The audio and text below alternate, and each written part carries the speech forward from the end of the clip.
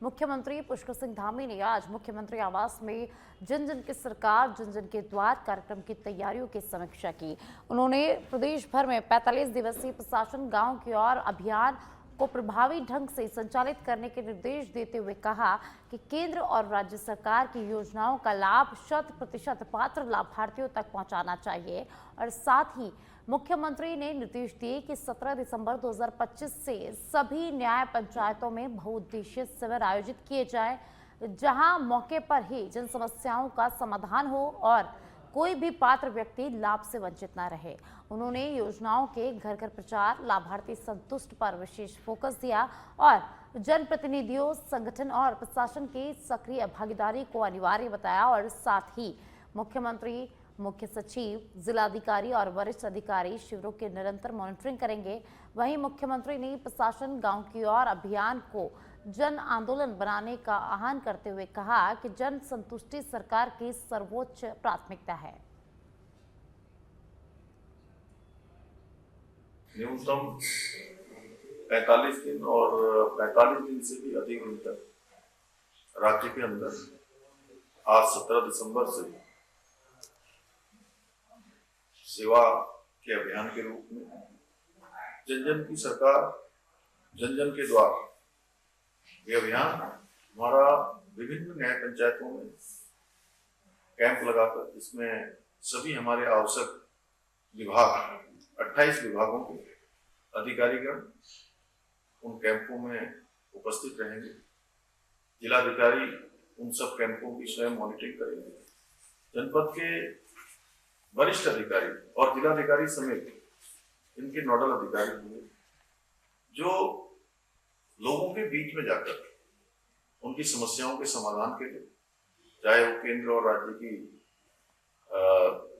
लाभप्रद योजनाएं हों, जन कल्याणकारी योजनाएं हों, होने वाले लाभार्थी हों, अनेक प्रकार के जो बनने वाले प्रमाण पत्र हों, इन सभी की समय पर निस्तारण करेंगे। जिनके आवेदन भरवाए जाने हैं उनको आवेदन भरवाए जाएंगे और एक पूरा सुव्यवस्थित तरीके से सभी विभागों की उपस्थिति में ये कैंप लगाए जाएंगे और इन कैंपों की जानकारी अलग अलग माध्यम से जन जन तक पहुंचाने का काम होगा। मीडिया के माध्यम से भी, अन्य माध्यमों से भी, सरकारी सूचनाओं के आधार पर भी, जिससे कि प्रत्येक व्यक्ति इन कैंपों में आ सके, क्योंकि हमारे राज्य में अनेक स्थान ऐसे हैं जहाँ की भौगोलिक परिस्थितियां अत्यंत ही कठिन है। रुद्रपुर के शहरवासियों को बेहतर स्वास्थ्य सुविधाएं उपलब्ध कराने के उद्देश्य में महापौर विकास शर्मा का आरोग्य स्वास्थ्य केंद्रों का स्थलीय निरीक्षण किया। इस दौरान उन्होंने केंद्रों में उपलब्ध व्यवस्थाओं का जायजा लिया और चिकित्सकों और स्टाफ को आवश्यक दिशा निर्देश भी दिए। महापौर ने Bhadaipur, Kheda, Bura Rani, JPS Chowk, transit camp, Rampura, Singh colony और मुखर्जी नगर सहित कुल 8 आयुष्मान आरोग्य स्वास्थ्य केंद्रों का निरीक्षण किया। उन्होंने कहा कि सभी सुविधाएं और व्यवस्थाएं पूर्ण होते ही इन केंद्रों का औपचारिक उद्घाटन किया जाएगा और साथ ही महापौर ने बताया कि इन केंद्रों में एमबीबीएस चिकित्सक, नर्सिंग स्टाफ की तैनाती के साथ निःशुल्क दवाओं और प्राथमिक जांच की सुविधा भी उपलब्ध कराई जा रही है। क्षेत्र में माननीय मुख्यमंत्री श्री पुष्कर सिंह धामी जी के सौजन्य से हमने 8 स्वास्थ्य केंद्र खोले हैं, जिसमें से आज अभी हम रामपुरा स्वास्थ्य केंद्र में बैठे हैं और ये रामपुरा स्वास्थ्य केंद्र जो है, जो रामपुरा के 3 वार्ड हैं, बगल में प्रीत विहार, लोक विहार है, सामने हमारे सिरगोटिया है और जो भी ये भूत बंगला है, ये सारे लोग यहाँ से इसका लाभ उठा सकते हैं। यहाँ हमारे डॉक्टर एमबीबीएस स्तर के बैठे हैं, नर्सिंग स्टाफ है, यहाँ पर कोई पर्ची का चार्ज नहीं है और यहाँ पर मुफ्त में इलाज होता है, इंजेक्शन लगेगा और बीपी शुगर की दवाई भी मुफ्त में मिलेगी। और इसका लोकार्पण हमारे मुख्यमंत्री श्री पुष्कर सिंह धामी जी जल्दी यहाँ रुद्रपुर आएंगे, करेंगे। तो आज इसका मैं निरीक्षण करने आया था। मेरे साथ हमारे पूर्व मेयर पति सुरेश कोहली जी और हमारे साथी जिले के उपाध्यक्ष भाई हिमांशु शुक्ला जी, जिले के मीडिया प्रभारी विजय तोमर जी, हमारे स्वास्थ्य अधिकारी डॉक्टर पीयूष रंजन जी और चौहान साहब हम सब लोग आए हैं यहाँ, अपने स्टाफ से भी बात की है, अपने डॉक्टर से भी बात की है और सब व्यवस्थाएं ठीक हैं। जो कमी पेशी है उनको हम जल्दी पूर्ण करेंगे। और मैं सभी क्षेत्रवासियों से निवेदन करता हूं कि सुबह 9 बजे से लेके 2 बजे तक ये ओपीडी अभी चल रही है, आप यहाँ पर आएं और अधिक से अधिक इस केंद्र का लाभ उठाएं। मैं हमारे लोकप्रिय मुख्यमंत्री श्री पुष्कर सिंह धामी जी और देश के प्रधानमंत्री श्री नरेंद्र मोदी जी का आभार व्यक्त भी करता हूं, जिन्होंने इस मुहिम को शुरुआत की है और इससे जिला हॉस्पिटल की जो भीड़ है वो भी कम होगी और हम घर के अंदर पहुंचकर जब इन्हें ओपीडी का इलाज, इनकी ओपीडी करेंगे, इनका इलाज करेंगे तो इनका किराया भी बचेगा, आना जाना बचेगा, समय बचेगा। रुद्रपुर शहर की कानून व्यवस्था को और मजबूत करने की दिशा में महापौर विकास शर्मा ने वरिष्ठ पुलिस अधीक्षक मणिकांत मिश्रा के साथ पुलिस लाइन का निरीक्षण किया। इस दौरान नगर निगम द्वारा उपलब्ध कराई जा रही सुविधाओं की समीक्षा की गई और पुलिस अधिकारियों से सीधे संवाद कर जमीनी समस्याओं को जाना गया। निरीक्षण के दौरान पुलिस लाइन ग्राउंड के स्टेज के सौंदर्यीकरण और पुलिस कर्मियों और उनके परिवारों की सामाजिक जरूरतों के लिए बारात घर निर्माण सहित विभिन्न मांगे रखी गई। महापौर ने सभी मांगों को गंभीरता से लेते हुए शीघ्र समाधान का आश्वासन दिया और कहा कि शहर की सुरक्षा में दिन रात तैनात पुलिसकर्मियों की आवासीय और सामाजिक सुविधाओं को सुदृढ़ करना नगर निगम की प्राथमिकता है। निरीक्षण के समय SP crime Niharika Tomar, SP उत्तम सिंह सहित अन्य अधिकारी मौजूद रहे।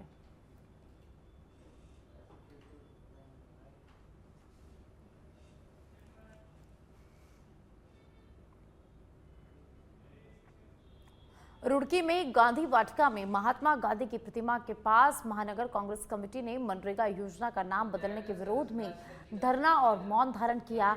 जिला अध्यक्ष चौधरी राजेंद्र सिंह के नेतृत्व में कार्यकर्ताओं ने केंद्र सरकार के खिलाफ जमकर नारेबाजी की। चौधरी राजेंद्र सिंह ने कहा कि गांधी एक विचारधारा के हैं और उनके नाम पर योजना चलाना गर्व की बात है, लेकिन नाम बदलना महात्मा गांधी का अपमान है। उन्होंने चेतावनी दी कि यदि सरकार ने इस फैसले पर पुनर्विचार नहीं किया तो विरोध और तेज किया जाएगा। वहीं मौके पर बड़ी संख्या में कांग्रेस नेता और कार्यकर्ता मौजूद रहे और उन्होंने गांधी जी के आदर्शों का सम्मान बनाए रखने का संकल्प लिया। तो रुड़की से खबर है, जहां कांग्रेस कमेटी ने विरोध प्रदर्शन कर केंद्र सरकार के खिलाफ जमकर नारेबाजी की। जिला अध्यक्ष चौधरी राजेंद्र सिंह के नेतृत्व में नारेबाजी की गई। मनरेगा योजना का नाम बदलना महात्मा गांधी का अपमान है, ऐसा कांग्रेस नेताओं का कहना है। मनरेगा योजना का नाम बदलने पर कांग्रेस ने जमकर प्रदर्शन किया और केंद्र सरकार के खिलाफ यहां पर नारेबाजी भी की। कल केंद्र सरकार ने जो मनरेगा योजना, जो जिसमें महात्मा गांधी को समर्पित योजना थी, उसका इन्होंने नाम बदल दिया विकसित भारत योजना, जबकि प्रधानमंत्री स्वयं ये कहते हैं कि हम 2047 में विकसित भारत होगा। जब विकसित भारत है नहीं तो योजना का नाम क्यों रख रहे? पहली बात। दूसरी बात यह है कि आपने इतने सालों में, 11 सालों में, सिवाय नाम बदलने के, नाम रखने के, नाम छांटने के, आपने किया क्या? अरे आप इस छोटी राजनीति से, इस ओछी राजनीति से राष्ट्रपिता को तो दूर रखिए।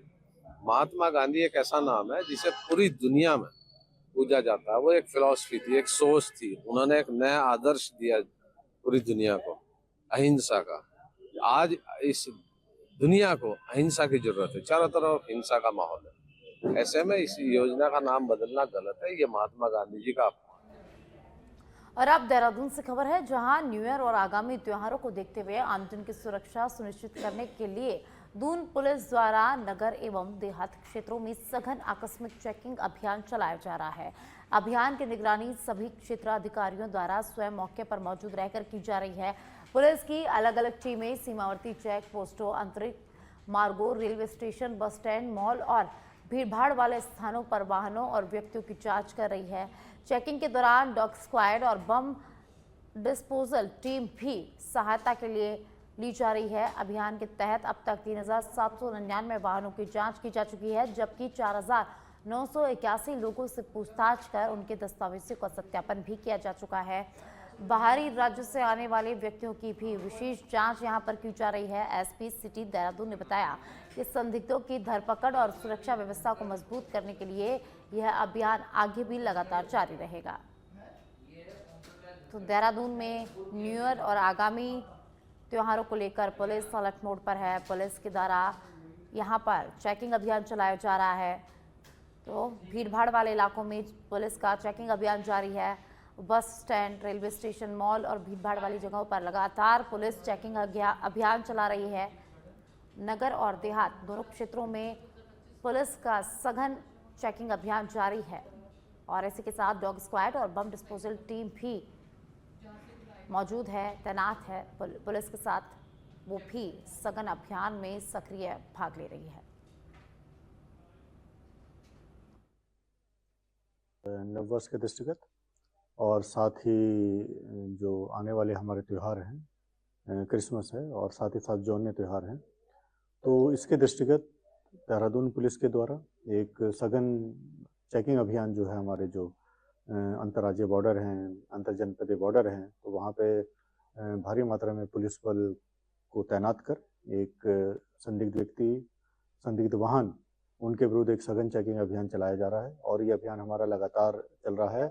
इसमें सरप्राइज एलिमेंट रहता है और इसको दिन है, रात्रि है, किसी भी समय इसमें जो है इसको चलाया जाता है। और इसमें जो हमारे कंसर्न सीओ साहब हैं वो और संबंधित जो SHO SOs हैं और उनके साथ पूरी टीम जो है वो BP जैकेट के हो गए और बाकी जो और वेपन हैं उनके साथ चेकिंग की जाती है। समय समय पर इसमें जो अगर किसी प्रकार की अगर सूचना प्राप्त होती है तो उसके तहत भी चेकिंग की जाती है और खासकर जो बॉर्डर एरिया है हमारे, ताकि किसी प्रकार की कोई अनैतिक गतिविधि है तो उस पर भी नज़र रखी जाती है और अगर कोई संदिग्ध व्यक्ति है। काशीपुर में SSP मणिकांत मिश्रा के नेतृत्व में पुलिस ने नशा तस्करों के खिलाफ बड़ी कार्रवाई को अंजाम दिया है। काशीपुर पुलिस, SOG और खाद्य सुरक्षा और औषधि प्रशासन की संयुक्त टीम ने दड़ियाल रोड स्थित से एक्सप्रेस ट्रांसपोर्ट पर छापेमारी की और करीब 1.32 करोड़ रुपए की कीमत के 43,950 नशीले इंजेक्शन यहां पर बरामद किए गए हैं। बरामद इंजेक्शन में प्रतिबंधित बुप्रेनोफ्रिन शामिल था, जिसका अवैध परिवहन किया जा रहा था। पुलिस जांच में इस काले कारोबार का मुख्य सूत्रधार रिपुल चौहान सामने आया है, जो फिलहाल फरार हो गया है। उसके खिलाफ NDPS एक्ट के तहत मामला दर्ज कर लिया गया है और गिरफ्तारी के प्रयास तेज कर दिए गए हैं। SP काशीपुर स्वपन किशोर सिंह ने बताया कि जिले में नशा तस्करों के खिलाफ सख्त कार्रवाई जारी रहेगी और किसी को भी बख्शा नहीं जाएगा। तो काशीपुर में पुलिस की नशा तस्करों के खिलाफ बड़ी कार्रवाई देखने को मिली है। सैफ एक्सप्रेस ट्रांसपोर्ट पर बड़ी कार्रवाई देखने को मिली है। तो जी, काशीपुर और कोतवाली काशीपुर की संयुक्त टीम को 15 दिसंबर को एक बड़ी सफलता हासिल हुई है, जिसमें पूर्व में दर्ज NDPS एक्ट के एक अभियोग में फरार अभियुक्त रिपुल चौहान के द्वारा मंगाए गए एक बड़े कंसाइनमेंट को पकड़ने में सफलता हासिल हुई है, जिसमें बुप्रेनोर्फिन के 39,950 इंजेक्शन और रेक्सोजेसिक के 4,000 इंजेक्शन, कुल 43,950 इंजेक्शन बरामद किए गए हैं, जिनकी बाजार में खुदरा कीमत लगभग 1 करोड़ 30 लाख के आसपास अनुमानित है। उक्त सफलता इस मायने में बड़ी है कि पूर्व में भी 5,000 नशीले इंजेक्शन बरामद किए गए थे उक्त टीम के द्वारा और ये दूसरी बड़ी उसी क्रम में सफलता है। इस संबंध में अंतर्गत धारा 8, 20, 21, 22, 29 और 60 NDPS के अभियोग पंजीकृत किया गया है और अग्रिम विवेचनात्मक कार्रवाई जारी है। SOG देहरादून में लगभग 1 महीने से सड़कों पर धरना प्रदर्शन कर रहे हैं देहरादून बार एसोसिएशन के वकील अब 22 दिसंबर को घंटा घर का घेराव करने का ऐलान कर चुके हैं। हालांकि देहरादून पुलिस ने सर्दियों में बढ़ती पर्यटक संख्या को देखते हुए शहर में धरना प्रदर्शन पर प्रतिबंध लगा दिया है। ऐसे में बार एसोसिएशन के अध्यक्ष मनमोहन कंडवाल ने स्पष्ट किया कि या तो सरकार उनकी मांगों को पूरा करे, नहीं तो 22 दिसंबर का घंटाघर घेराव निश्चित रूप से तय है। देहरादून से खबर है, जहां बार एसोसिएशन के वकील 22 दिसंबर को घंटाघर का घेराव करेंगे। शासन, प्रशासन या सरकार जीरो जोन घोषित करे, पर्यटन सीजन को देखते हुए करे, जैसे मर्जी करे, पर हमारी पीड़ा को कौन समझेगा? हमारी पीड़ा को न शासन समझ रहा, न प्रशासन समझ रहा, न हमारे सरकार समझ रही है। तो जीरो जोन तब होगा कि भैया अगर हमें कहीं घूमने जाना पड़े, हमें तो 1 सवा महीना हो गया हड़ताल पे बैठे हो, हम पे तो एक पैसा नहीं है, हम कहाँ घूमने जाए, तो हम पे तो घंटा करके अलावा कोई घूमने की जगह भी नहीं बचती। हम वहीं पे बैठे रहेंगे सुबह शाम तक, देखते रहेंगे कि क्या चल रहा है क्या नहीं चल रहा है। न हम शासन को देख के डरेंगे, न पुलिस प्रशासन को देख के डरेंगे, न हम सरकार को देख के डरेंगे। ये तो हमने अगर एक निर्णय ले लिया है तो इस निर्णय से पीछे नहीं हटेंगे। सरकार अगर हमारी बात मान ले और हमारे माननीय मुख्यमंत्री जी हमारे बीच में आ जाएं तो उनका स्वागत है, भव्य यात्रा निकलेगी, तिरंगा यात्रा निकलेगी और उनके जिंदाबाद के नारे लगेंगे। और अगर सरकार हमारी बात नहीं मानती है तो घंटा घर के अलावा हम पे कोई और वो नहीं है, और फिर तब भी नहीं मानेगी तो फिर ये प्रदर्शन उग्र भी होगा। और क्योंकि ये संसद में भी ये बात उठा चुके हैं हमारे देहरादून से खबर है, जहां महात्मा गांधी राष्ट्रीय ग्रामीण रोजगार गारंटी योजना का नाम बदले जाने के प्रस्ताव को लेकर उत्तराखंड की राजनीति गर्मा गई है। केंद्र की मोदी सरकार ग्रामीण रोजगार योजना के नाम और संरचना में बड़ा बदलाव करने जा रही है, जिसके तहत मनरेगा का नया नाम विकसित भारत गारंटी फॉर रोजगार एंड आजीविका मिशन ग्रामीण रखने का प्रस्ताव है। इस फैसले के विरोध में कांग्रेस ने देहरादून स्थित गांधी पार्क में महात्मा गांधी की प्रतिमा के नीचे धरना प्रदर्शन किया है। कांग्रेस का कहना है कि गांधी के नाम से जुड़ी योजना का नाम बदलना उनके विचारों का अपमान है। वहीं भाजपा प्रदेश महामंत्री दीप्ति रावत भारद्वाज ने कांग्रेस पर पलटवार करते हुए कहा कि कांग्रेस को मनरेगा से नहीं बल्कि राम नाम से आपत्ति है। उन्होंने अयोध्या का उल्लेख करते हुए कांग्रेस पर राजनीति करने का आरोप लगाया है। आपसे कहूंगी कि कांग्रेस को ज़्यादा आपत्ति मनरेगा के नाम से नहीं है, उन्हें इस बात से ज़रूर है कि पहली बात तो ये बेहतर योजना है और दूसरा उनको ये है कि किस प्रकार से इस योजना में हमने इसको VBG राम जी करके इस योजना का जो शॉर्ट फॉर्म है उसमें राम जी आ रहा है। हो सकता है उससे ज़्यादा उनको आपत्ति हो, क्योंकि उनको हर चीज़ से एलर्जी। आपने देखा होगा कि रामचंद्र जी की जब इतना बड़ा शिलान्यास हुआ, पूरे विश्व, मैं कहूँगी सिर्फ हमारा देश नहीं पूरा विश्व उसका साक्षी बन रहा था। पूरे सभी जगह से लोग वहाँ आमंत्रित थे और वो वहाँ प्रेजेंट थे, हर सेक्टर से थे और कांग्रेस के लोगों को भी वहाँ इनवाइट किया गया, लेकिन वो वहाँ प्रेजेंट नहीं थे, ना वो इच्छुक थे, ना उन्होंने कभी सोशल मीडिया पे उसकी किसी को भी देशवासियों को उसकी बधाई डाली, ना वो खुद वहाँ पर उपस्थित थे। तो मुझे लगता है ज़्यादा जो समस्या है वो राम जी पर है, जो उसके एक शॉर्ट फॉर्म में आ रहा है। बाकी तो ये योजना बेहतर योजना है, 125 दिन की गारंटी देने वाली योजना है, ट्रांसपेरेंसी इसमें ज़्यादा रहेगी और हमारे लोगों तक जो रूरल एरिया में रहते हैं उन तक ज़्यादा। देहरादून से खबर है, जहां नगर निगम द्वारा शहर में अतिक्रमण के खिलाफ सख्त अभियान चलाया जा रहा है। नगर निगम आयुक्त नमामि बंसल के निर्देशों के अनुपालन में भूमि अनुभाग की अलग अलग टीमें गठित कर नगर निगम क्षेत्र में फुटपाथों पर रखे अवैध बोर्ड, ठेलियां और होर्डिंग्स को हटाने की कार्रवाई की जा रही है। नगर आयुक्त ने बताया कि चाहे रेजिडेंशियल क्षेत्र हो या बाजार क्षेत्र या किसी भी प्रकार का अतिक्रमण बर्दाश्त नहीं किया जाएगा और नगर निगम की टीमें लगातार कार्रवाई कर रही है। कई स्थानों पर अतिक्रमण हटाने के दौरान विरोध की स्थिति भी सामने आ रही है, जिसके चलते अब यह अभियान पुलिस बल की मौजूदगी में चलाया जा रहा है ताकि कार्रवाई प्रभावी और व्यवस्थित रूप से की जा सके। जो अतिक्रमण देखा जाता है स्पेशली रेजिडेंशियल और इनर स्ट्रीट्स में, जो कि स्ट्रीट्स नैरो भी हैं, वहाँ पर अक्सर या तो नाली होती नहीं है या नाली है तो उसमें कोई रैंप या कोई स्लैब टाइप का बना करके उसको बाधित कर दिया जाता है। इस प्रकार के भी सभी अतिक्रमण को लेकर के समय समय पर नगर निगम की टीम जब जाती रही है, विरोध का भी कई बार सामना करना पड़ता है। इसीलिए मैं पुलिस बल अब इस कार्रवाई को किया जा रहा है और नगर निगम की टीम और पुलिस टीम के साथ में संयुक्त रूप से अतिक्रमण के विरुद्ध लगातार अब कार्रवाई और अभियान। और अब खबर जनपद से है, जहां खटीमा में कूड़े की गंदगी से फैल रही बदबू के कारण बीमारी का खतरा बढ़ गया है। पुरानी तहसील परिसर में गंदगी का अंबार लगा हुआ है, जिससे आसपास के धार्मिक स्थल, दुकानदार और आम जनता परेशान है। नजदीकी शनि मंदिर, पुलिस चौकी, वन विभाग कार्यालय और पटवारी कार्यालय के पास गंदगी से शहीद स्थल का भी अपमान हो रहा है। दुर्गंध से व्यवसायी और आवागमन करने वाले लोग विशेष रूप से यहाँ प्रभावित हो रहे हैं। स्थानीय लोगों ने समस्या का निरीक्षण कर जल्द समाधान की मांग की है। इसी बीच तहसील दिवस पर CDO विवेक शासनी द्वारा जागरूकता शिविर का आयोजन किया गया, जिसमें आमजन तक विभिन्न योजनाओं की जानकारी पहुंचाने और मौके पर ही समस्याओं के समाधान का प्रयास किया गया। समाज सेवी ओम प्रकाश ने कूड़े की समस्या पर ध्यान दिलाया, जिस पर सीडीओ ने बताया कि सूखे कूड़े के लिए टचिंग ग्राउंड उपलब्ध करवा दिया गया है और बाकी समस्याओं का जल्द समाधान किया जाएगा। ये है कि शहर के बीचों बीच तहसील परिसर, पुरानी तहसील परिसर के अंदर कूड़े का मार लगा हुआ है। हवा चलती है तो आम जनता को आवागमन का रोड है, यही निकलते हैं तो दुर्गंध में बैठ नहीं मिलता। वे यहीं पर शनिदेव का मंदिर है और शहीद स्थल है, चौकी है, प्राइमरी स्कूल है और वन विभाग है और लेखपालों का मतलब ऑफिस भी है। ये लोग सभी परेशान हैं, तमाम शिकायतें करी हैं, आज तक कोई समस्या का समाधान नहीं हो रहा है।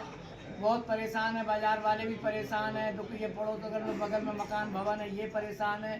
तो आज मैंने इसकी शिकायत करी है पूरे सब चीज़ों की, तो उसमें मुझे आश्वासन मिला है कि हमारे द्वारा डीजीसी मीटिंग भी ली गई थी। आज हम खटीमा शहर में भी आए हैं। हमारे पूरे शहर में हमारा सॉलिड वेस्ट हो चाहे लिक्विड वेस्ट हो, उसकी पूरी तैयारियों के लिए हमारे द्वारा यहाँ पे कार्रवाई की जा रही है। हम बताना चाहेंगे कि खटीमा के लिए भी हमारे सॉलिड वेस्ट के लिए ट्रेंचिंग ग्राउंड ऑलरेडी प्रोवाइड किया जा चुका है शासन ये हमारे एसडीएम रेवेन्यू टीम्स के द्वारा। उसमें नगर पालिका के द्वारा जो टेंडर एंड जो प्रक्रिया उसको मॉनिटर करेंगे ताकि जल्दी हो सके, एक एमआरएफ प्लांट और जो हमारा ऐसा हो सके कि अपना प्रॉपर वेस्ट मैनेज किया जा सके। और जो हमारा लिक्विड वेस्ट है उसके लिए हमारा जो जल निगम है उसको यहाँ पे एक एफएसटीपी जो आप देखते हैं व्हीकल स्लज ट्रीटमेंट प्लांट, उसके लिए भी यहाँ पे एक डीपीआर बनाने के लिए कहा गया है ताकि जितनी जल्दी हमारे यहाँ से डीपीआर बन सके और जो भी हमारे लोगों की सेप्टिक टैंक्स है उनको यहाँ पे टाइमली एक बहुत लीगल और एक बहुत ही टेक्निकल तरीके से उसका निस्तारण किया जा सके। और अब रुद्रपुर से खबर है, जहां स्वास्थ्य विभाग के तत्वाधान में नशा मुक्ति को लेकर एक व्यापक जन जागरूकता रैली का आयोजन किया गया। रैली गांधी पार्क से शुरू होकर शहर के विभिन्न प्रमुख मार्गों से गुजरते हुए निकाली गई, जिसमें आशा कार्यकर्ताओं के साथ साथ विभिन्न विद्यालयों और मेडिकल कॉलेज के छात्र छात्राओं ने उत्साहपूर्वक भाग लिया। रैली के दौरान प्रतिभागियों ने हाथों में तख्तियां और बैनर लेकर नशे के दुष्परिणामों को उजागर किया और आमजन को नशे से होने वाली गंभीर बीमारियों, विशेषकर टीबी सहित अन्य घातक रोगों के प्रति जागरूक भी किया। स्वास्थ्य विभाग का उद्देश्य इस अभियान के माध्यम से समाज को नशे के खिलाफ एकजुट करना और युवाओं को नशे से दूर रहकर स्वस्थ जीवन अपनाने के लिए प्रेरित करना रहा। रैली को शहरवासियों का भी सकारात्मक समर्थन यहां पर मिला।